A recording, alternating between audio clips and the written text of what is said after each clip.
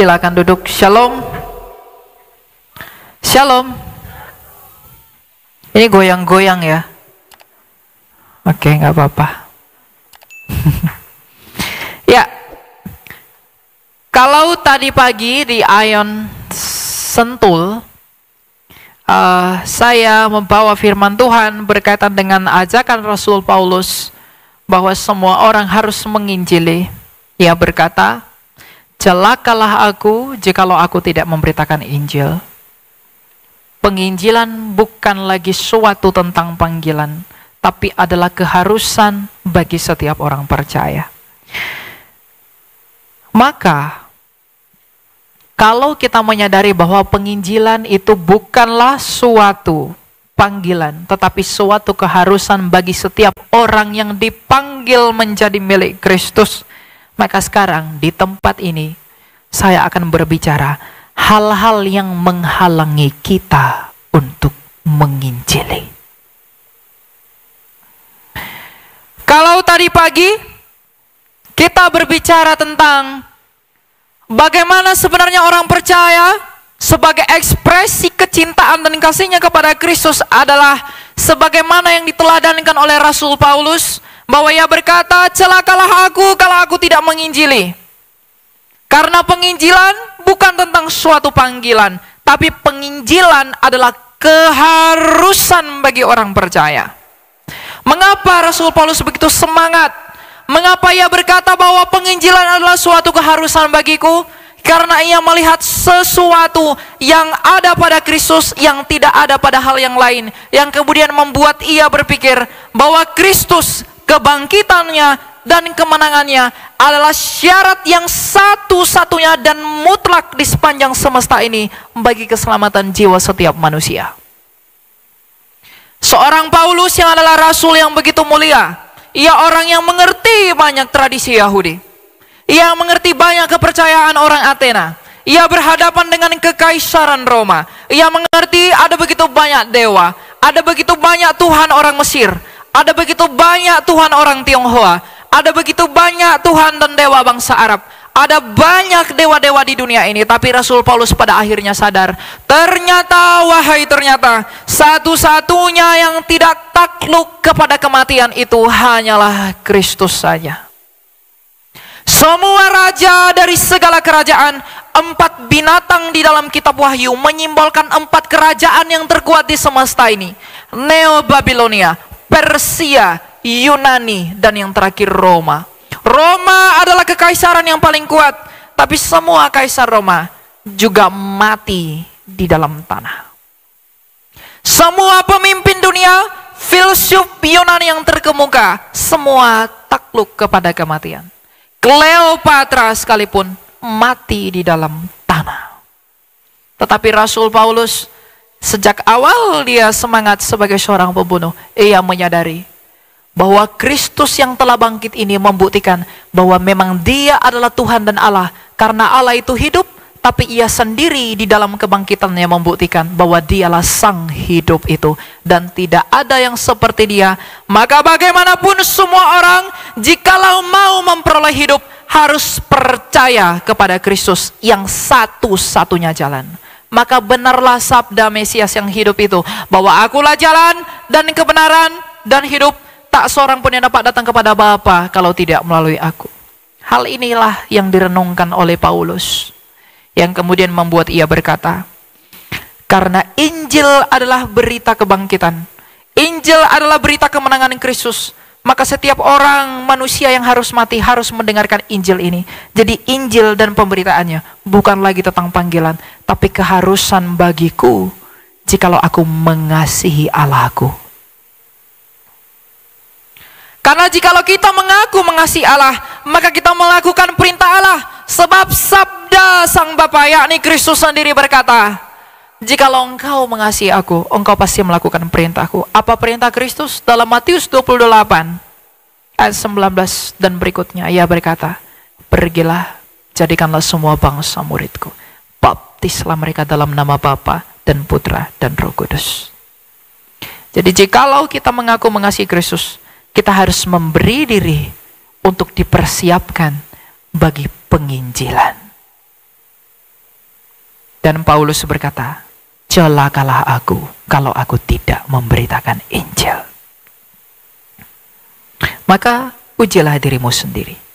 Jadi jikalau Paulus telah melihat bahwa ada begitu hal yang begitu kuat, ada hal yang begitu mendasar yang membuat Rasul Paulus ingin menginjili semua orang, sehingga dia tidak takut mati, dia tidak memperdulikan penganiayaan, dia tidak memperdulikan penyisaan yang terjadi padanya oleh karena perintah-perintah Kristus. Maka ia sendiri berkata, sekalipun aku mengalami semuanya itu, Kristusku berkata aku berbahagia. Lalu apakah pentingnya penganiayaan manusia?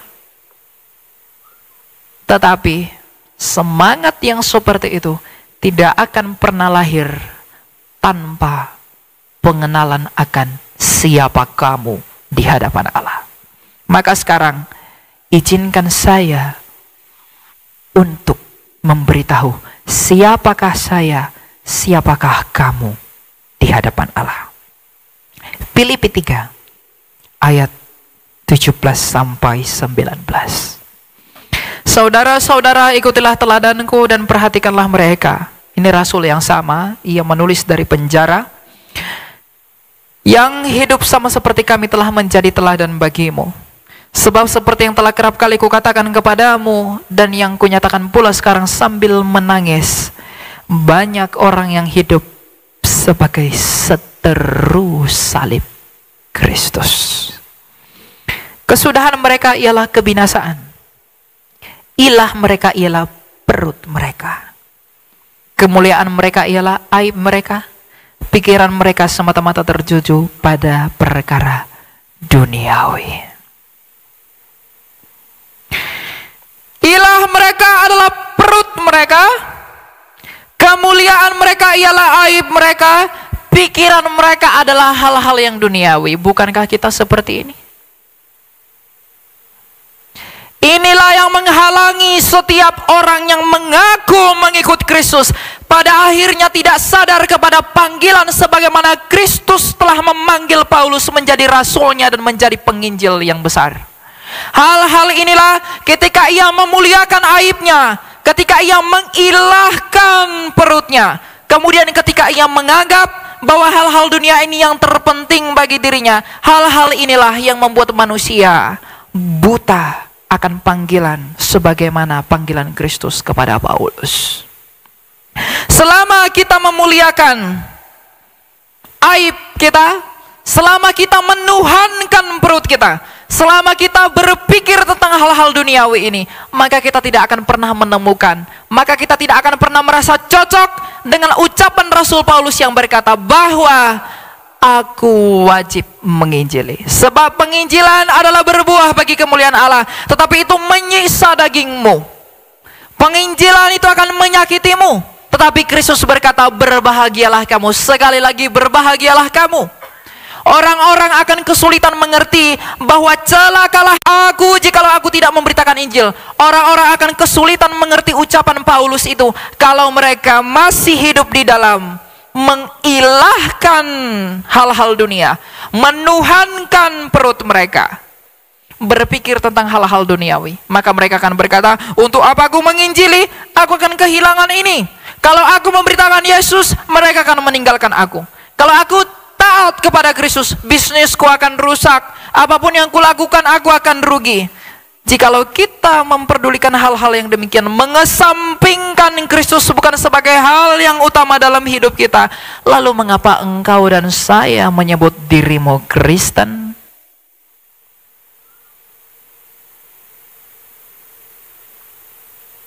Apa arti menjadi Kristen itu?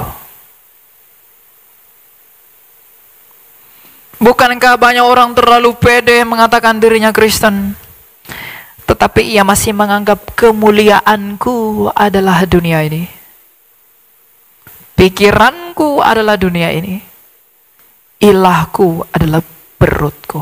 Maka demi perut orang menjual Kristus, maka demi tahta orang meninggalkan Kristus, maka demi hal-hal duniawi ini orang mengkhianati Kristus. Ajaran yang benar tentang mengapa kita menjadi Kristen dikesampingkan, tetapi ajaran yang sejati, panggilan sebagaimana Kristus telah memanggil semua muridnya untuk turut serta mengambil bagian di dalam perjamuan yang kasih-Nya, tidak diberitakan.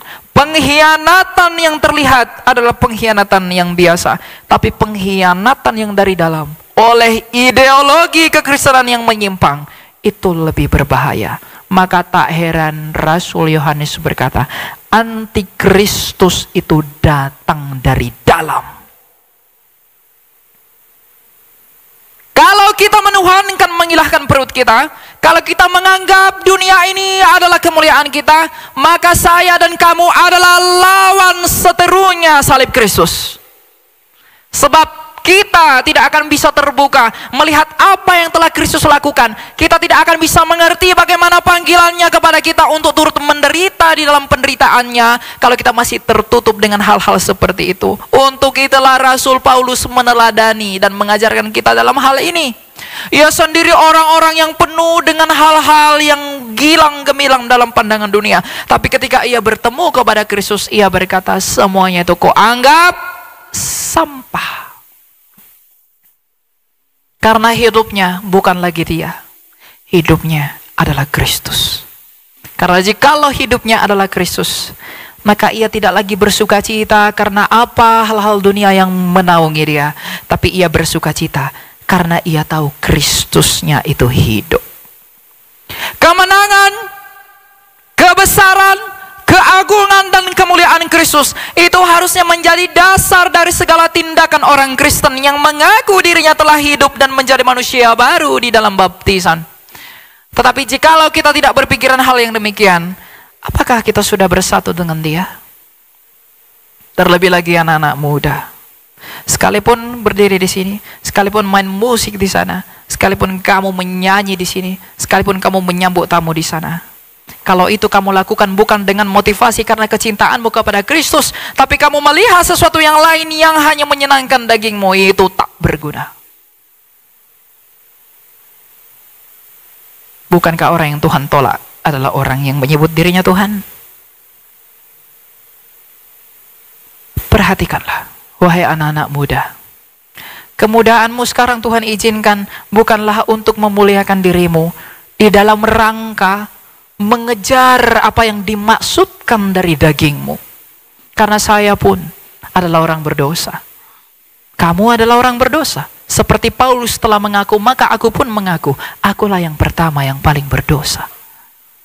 Tetapi apakah kita sadar akan hal itu yang membawa kita kepada sikap meminta belas kasih kepada belas kasih Tuhan, agar Ia yang mengaruniakan kita hikmat yang baru, agar kita mengerti mana yang seturut dengan pikiran Kristus, mana yang berlawanan dengan pikiran Kristus, yang dengan demikian kita menjadi lawan salibnya Kristus.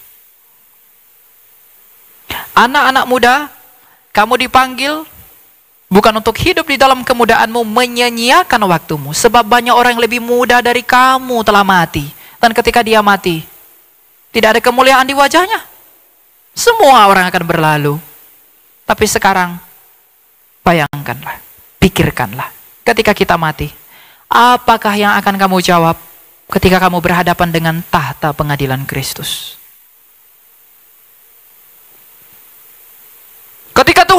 Ketika Elia mati, saya mati, lalu saya berhadapan dengan Kristus. Wahai Elia Myron, apa yang telah kamu lakukan bagiku di dalam anugerah yang kuberikan bagimu? Apakah yang akan kujawab?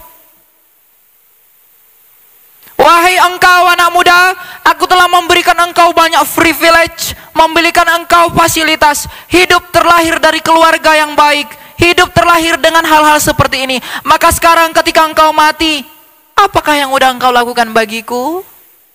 Ketika Kristus mau mempertanyakan itu, apakah yang akan kamu jawab? Ujilah dirimu sendiri. Dengan demikian saya pun menguji diri saya sendiri. Maka kalau kita tidak tahu apa yang akan kita jawab, maka mulai sekarang benarlah perkataan Paulus. Penginjilan adalah keharusan bagiku. Bukan dunia ini adalah kemuliaanku. Aku tidak bermahkotakan hal-hal yang dipandang dunia ini hebat, sebab Kristus sendiri tidak datang dengan semua kemuliaan dunia ini. Karena Ia sendiri bersabda, kerajaanku bukan dari dunia ini. Mengikut Kristus itu tidak akan pernah dengan jalan menjadi sama seperti dunia.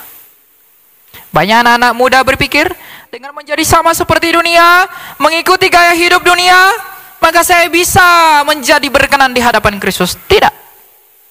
Karena lawan Kristus adalah dunia. Apakah Anda sadar baru-baru ini banyak sekali fenomena orang meninggalkan Yesus?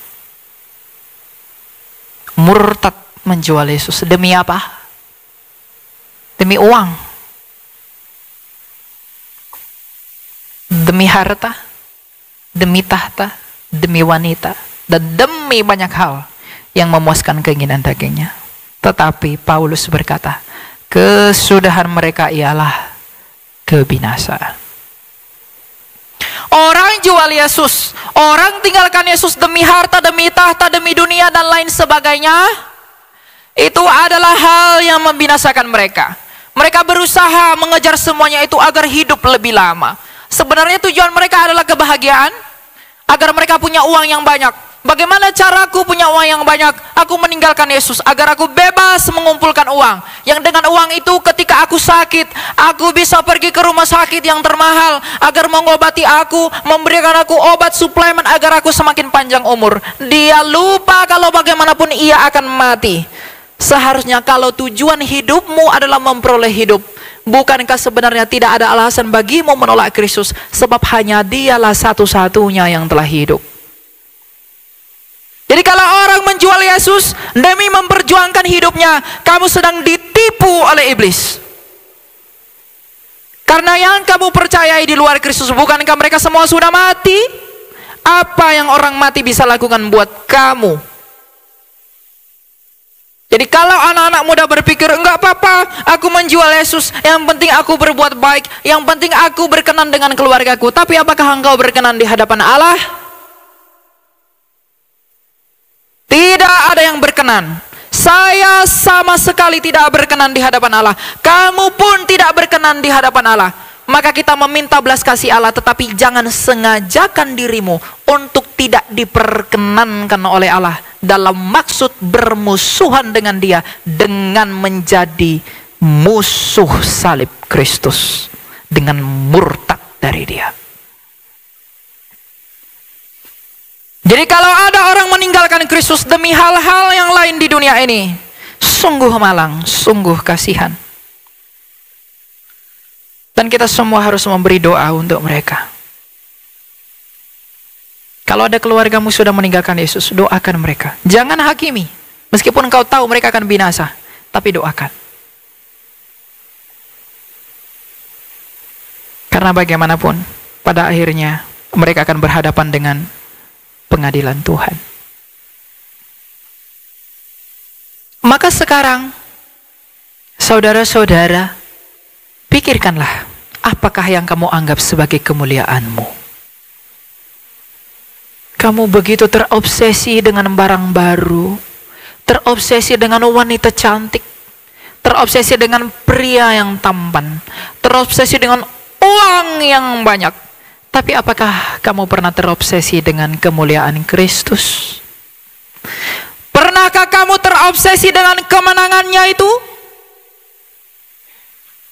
Di mana hartamu berada, ke situlah hatimu pergi.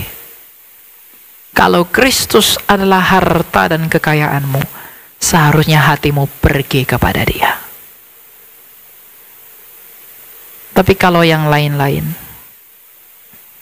ujilah dirimu sendiri. Layakkah engkau dan saya menyebut diri kita Kristen? Jangankan menyebut diri kita Kristen, bahkan lebih jauh, apakah kita layak mengaku sebagai orang yang diselamatkan dengan pikiran yang sia-sia? Roh Allah itu memperbarui akal budi. Roh Allah itu memperbarui pikiran kita ketika kita di dalam Kristus. Bukan lagi mengikuti filsafat yang kosong, tetapi mengikuti pikiran-pikiran Kristus. Maka ketika kita mengatakan, aku sudah ke gereja, aku sudah beri persembahan, aku udah duduk bersama pendeta, aku udah makan bersama hamba Tuhan, tapi kalau pikiran-pikiranmu belum merelakan dirimu untuk dipanggil oleh Kristus menjadi bagian dari kerajaannya untuk penginjilan dan kemuliaan namanya, mengapa kita terlalu pede menyebut diri kita sebagai orang Kristen? Anak-anak muda, TikTok, Instagram, YouTube, dan semua hal begitu bersemangat melakukan gerakan dan tuntutan tren. Di TikTok sekarang lagi tren velocity. Semua orang berusaha memainkannya, bukan? Tanyakan pada dirimu, apa motivasimu melakukan itu? Oh, berarti kalau sama si Elian ini berarti nggak bisa melakukan apa-apa. Bukan begitu. Pikirkanlah, kalau kamu begitu semangat membuat konten, kamu begitu semangat, begitu bersuka cita karena gerakan-gerakan yang putus-putus itu, kamu sangat bersuka cita karena itu. Renungkanlah, pernahkah kamu dengan semangat yang serupa karena Kristusmu?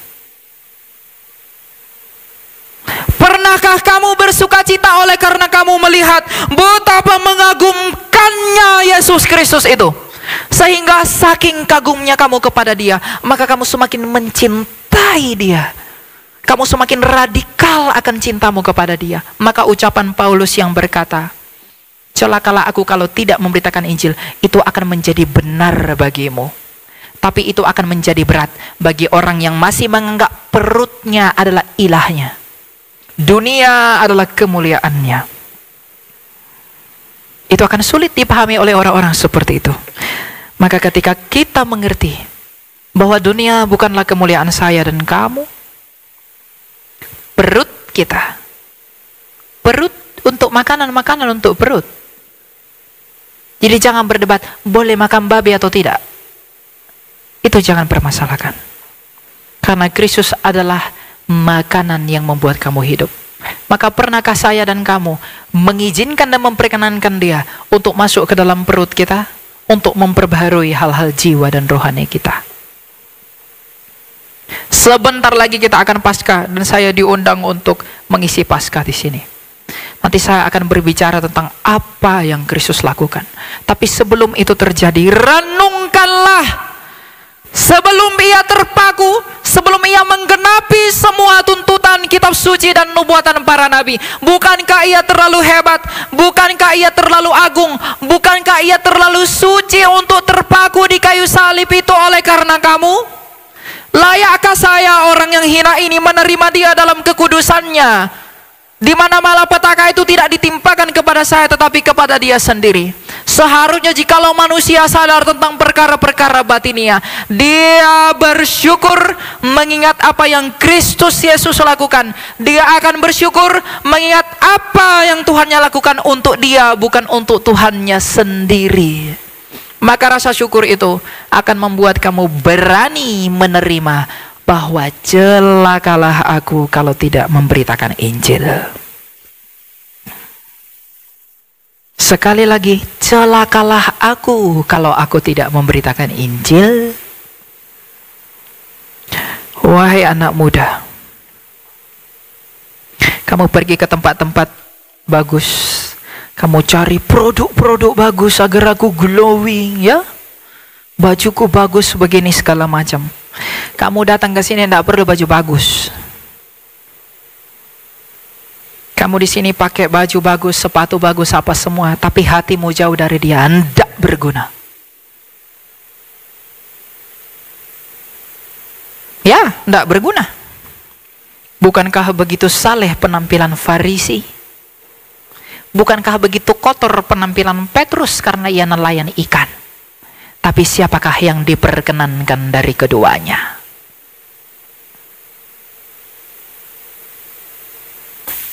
Jangan fokus untuk memuliakan hal-hal dunia ini, tapi fokuslah tentang apa? Pulang dari sini, masuklah ke kamarmu, berdoalah kepada Tuhan. Katakanlah, Tuhan, apakah yang akan kujawab di hadapan pengadilanmu ketika aku mati? Ingatlah selalu akan kematian kita, agar kita tidak bermain-main di dalam setiap langkah. Kalau kita mengerti bahwa betapa cepatnya orang akan meninggalkan kita setelah kematian kita, betapa cepatnya orang melupakan kamu setelah kematianmu, engkau tidak akan mau melakukan apapun selain daripada yang Allahmu sukai. Karena setelah kamu mati, kamu hanya berurusan dengan Dia. Maka sekarang, siapakah manusia sebenarnya? Siapakah saya, Elia Myron, sehingga saya harus dilihat oleh Allah? Saya setiap hari hanya merancangkan yang buruk, sedangkan ia sibuk merancangkan yang baik. Ia melakukan hal-hal yang mulia, dan saya hanya membalas dengan dosa. Pernahkah kita mengakui hal seperti itu di hadapan Allah? Kalau tidak pernah, mengapa kita menyebut diri kita Kristen? Aku menjadi Kristen karena aku ingin menjadi kaya mengikut Dia. Aku menjadi Kristen agar aku memiliki apa yang tidak aku miliki, agar aku memperoleh penghiburan dagingku. Maka kamu tidak mengerti apa makna menjadi Kristen itu. Menjadi Kristen itu adalah dibakar di dalam api oleh iman dan rahmatnya Kristus, agar semuanya murni demi memasuki perjamuan kasih-Nya dalam kekekalan. Iman itu kita gunakan sebagai perisai, iman itu kita gunakan sebagai estafet, di mana setiap hari kita membawa iman itu menjadi kekuatan kita, melawan hawa nafsu kita, melawan kedagingan kita, melawan pikiran-pikiran yang tidak berkenan di hadapan Kristus. Yang dengan demikian kalau itu terjadi, maka kita sendiri akan berkata, aku tidak peduli pada hidupku karena aku bukan lagi aku, tapi aku adalah Kristus. Jadi jikalau kita semua harus memberi diri bagi kemuliaan dan pewartaan Injil, maka bukankah seharusnya kita tidak perlu memusingkan soal penghidupan kita? Karena Paulus menasehati Timotius, seorang prajurit yang berkenan bagi Allah adalah prajurit yang tidak memusingkan penghidupannya agar ia berguna bagi komandannya. Maka ini menjadi pertanyaan buat pelayan-pelayan yang di sana, yang di situ, termasuk saya pribadi. Saya menunjuk satu kepada kamu, 3 tangan saya menunjuk saya. Artinya pertanyaan ini buat semua orang. Apakah motivasimu melayani Allah?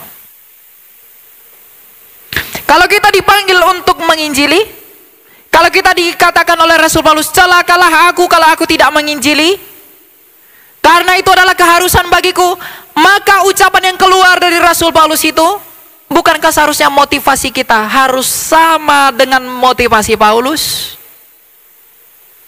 Apa motivasi Paulus ketika berkata hal itu? Simple. Bahwa hidupku bukan lagi aku, hidupku adalah Kristus. Karena dia tahu kalau hidupku adalah aku hanya akan ditelan oleh tanah. Tapi kalau hidupku adalah Kristus, Kristusku telah menang dari kematian. Ia bangkit sebagai satu-satunya pribadi yang bangkit di sepanjang sejarah alam semesta ini. Artinya hanya Dia yang tidak kalah kepada kematian. Maka aku yang mati harus menggantungkan, mempercayakan hidupku kepada Dia yang telah hidup, agar aku memperoleh hidup sama seperti Dia yang telah hidup itu. Bukankah itu obsesimu, wahai anak-anak muda? Bukankah seharusnya saya terobsesi dengan hal itu? Betapa mengagumkannya ternyata pribadi itu. Betapa besarnya Allahmu. Betapa tulusnya kasih-Nya. Pernahkah kita kagum kepada Kristus karena hal-hal itu? Atau kita hanya kagum kepada berkat-berkat-Nya saja? Kita hanya kagum pada hal yang tampak, tapi kita tidak kagum kepada apa yang tidak kelihatan, yang dilakukan secara misteri di dalam kerajaan-Nya. Ia berkata, di rumah Bapakku ada banyak tempat tinggal. Kita tidak melihat itu. Tetapi bukankah hal itu seharusnya mengagumkan kita? Betapa murah hatinya Kristus itu. Ia telah mempersiapkan yang terbaik bagiku, sedangkan aku ini bukanlah apa-apa. Apa susahnya Tuhan itu membinasakan kita semua? Ia menciptakan manusia yang lain, Bapak Ibu. Tapi Ia tidak mau. Karena sekalipun kita ini hina, kita ini berdosa, Dia setia pada janjinya, agar kita dipulihkan menjadi anggota kerajaan-Nya. Lalu, apakah alasan yang cukup untuk tidak mengagumi Dia lebih dari apapun? Inilah sumber kekagumanmu, sebagaimana semua murid telah kagum kepada karya keselamatan Kristus. Ketika Petrus berkhotbah di Roma, sementara ia disalibkan terbalik, ia masih tetap menginjili. Sementara tubuhnya dicabik-cabik, ia tetap memberitakan Injil. Paulus ketika juga mati martir, selama ia dipersekusi, ia juga memberitakan Kristus. Ketika Bartolomeus dengan demikian, Bapak Gereja Irenaeus, Polikarpus, dan juga Yohanes dan lain sebagainya, ketika mereka memberitakan Kristus, bahkan ketika mereka dianiaya, mereka masih menyempatkan, menunjukkan, mengekspresikan kebanggaan mereka kepada Kristus dengan mewartakan Injil yang mulia itu. Tapi kita sekarang bukan dalam sedang penganiayaan, kita sedang hidup enak-enak, kita sedang hidup nyaman, tapi mulut kita tidak mau memberitakan Injil. Bukankah saya dan kamu seharusnya malu kepada para rasul itu? Mereka sambil dianiaya beritakan Injil, tapi saya dan kamu hanya duduk-duduk di dalam mobilmu, di dalam rumahmu, tapi mulutmu dan mulutku tidak mau memberitakan Injil. Bukankah kita harusnya malu? Lalu kita dengan pede mengklaim apa yang diklaim Rasul itu. Aku akan selamat. Aku mencintai Allah. Sebagaimana Paulus mengatakan, aku mencintai Kristus. Tapi kita tidak melakukan apa yang dilakukan oleh mereka. Apakah kita kesulitan mengerti itu? Pasti kesulitan. Karena apa? Karena bagi orang tertentu, dunia ini masih kemuliaannya, perutnya masih menjadi ilahnya, dan dunia ini menjadi mahkotanya. Selama itu tidak dilepas, jangan berharap akan memiliki pengertian tentang mengapa Injil dan kabar baik itu harus diberitakan. Karena itu saudara-saudara, sebagaimana Paulus Rasul kita yang mulia telah menasihatkan, maka melalui surat Rasul Paulus ini, aku juga menasihatkan diriku sendiri dan kamu, setialah di dalam Kristus. Bukan hanya setia, menginjililah. Kamu di pemerintahan, kamu di tempat artis, kamu selebgram, kamu tiktokers, kamu apapun yang kamu lakukan dalam hidupmu. Kekristenan itu bukan tentang, oh my God, Jesus loves you. Bukan itu. Kekristenan itu, kamu akan mati, tapi Kristus datang menjadi kabar Injil sukacita bahwa Dia telah hidup. Kamu harus percaya kepada Dia agar kamu memperoleh hidup. Itu yang harus kita beritakan. Apakah orang akan benci saya? Bukan akan, pasti membenci kamu. Karena mereka itu adalah bagian dari kerajaan yang melawan Allah. Setiap yang tidak terlahir dari Allah akan melawan pemberitaan tentang Allah. Maka tidak heran banyak orang Kristen, para penginjil dikejar-kejar, mau dibunuh, mau dicaci, mau dimaki. Apakah kita tidak sadar betapa banyak orang Kristen Koptik di Timur Tengah telah dibunuh oleh pasukan-pasukan yang membenci Allah? Tapi bagi saya, mereka sangat berbahagia karena Tuhan mengizinkan mereka untuk mati dalam keadaan seperti itu. Doa saya kepada Allah, saya juga pengen seperti itu. Saya mengatakan ini bukan dengan maksud lihatlah saya, bukan. Tapi apa?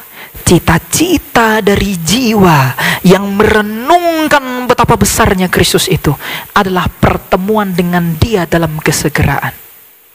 Sama seperti Rasul yang telah mati demi Kristus, maka Tuhan, izinkanlah aku mati di dalam pewartaan-Mu. Kalau kamu belum bersedia, tidak apa-apa. Tidak semua orang dipanggil untuk itu. Dan belum tentu Tuhan izinkan. Tapi setidaknya, milikilah pengertian yang benar.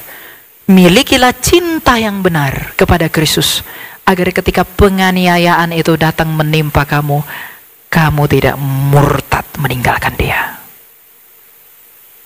Kalau kamu masih mengilahkan perutmu, kamu masih menganggap dunia, mobilmu, rumahmu adalah mahkotamu, ketika penganiayaan itu datang, kamu takut kehilangan hartamu. Oh enggak apa-apa, aku sangkal Yesus saja kalau begitu. Aku takut kehilangan semuanya ini.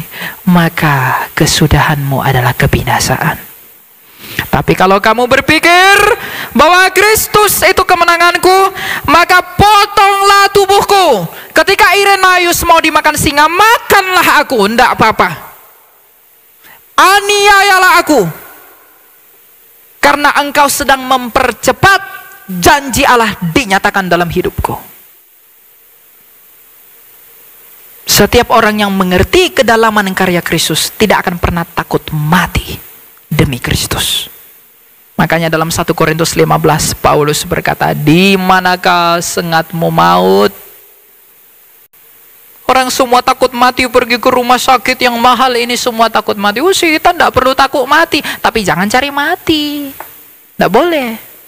Kata si Elia, mati aja. Kamu nanti keluar dari sini ke depan Plaza Indonesia itu, ada mobil lalu kamu tabrakan dirimu, itu salah.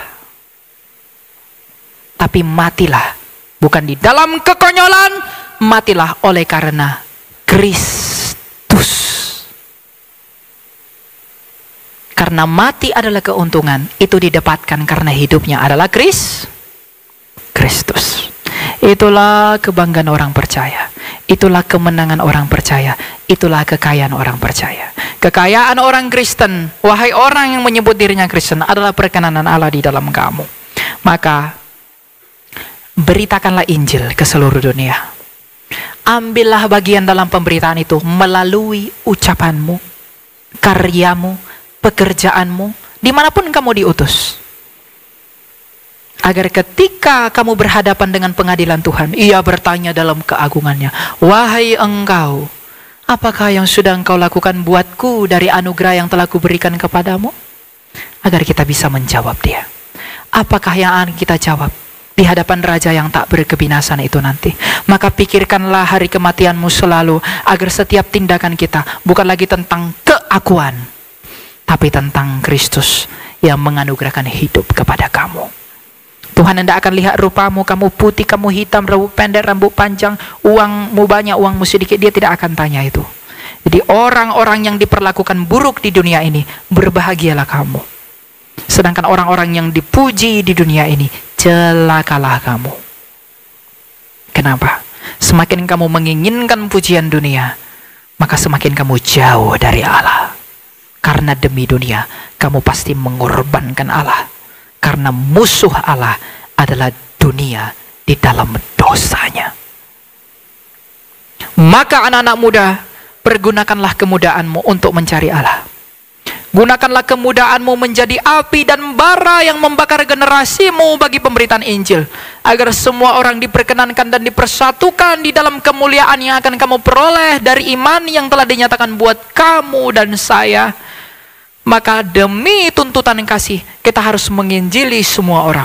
Menginjili keluarga, menginjili teman-teman, memberitakan tentang kebesaran Kristus. Karena jikalau Kristus adalah yang besar, yang melakukan segala yang baik bagi kita, maka itulah yang menjadi kebanggaan orang yang menyebut dirinya Kristen.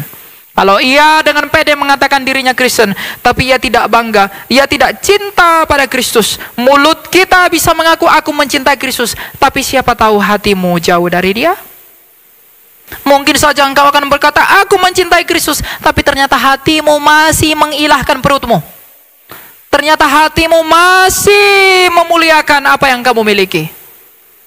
Tapi semuanya itu akan tampak pada hari bila mana Allah melalui Kristus Yesus akan menghakimi segala sesuatu. Sekarang firman ini telah kamu dengar. Maka nanti di hari pengadilan tidak ada alasan bagi siapapun yang di tempat ini untuk berkata, aku belum mendengar kebenaran itu. Maka lakukanlah yang terbaik demi pertanggungjawaban kita di hadapan pengadilan Kristus. Sebab ada tertulis, celakalah aku jikalau aku tidak memberitakan Injil. Renungkanlah itu. Berdoalah bagi Allah. Mohonlah belas kasih-Nya agar saya dan kamu diperkenankan di dalam kerajaan-Nya. Kemuliaan bagi Allah. Kita berdoa.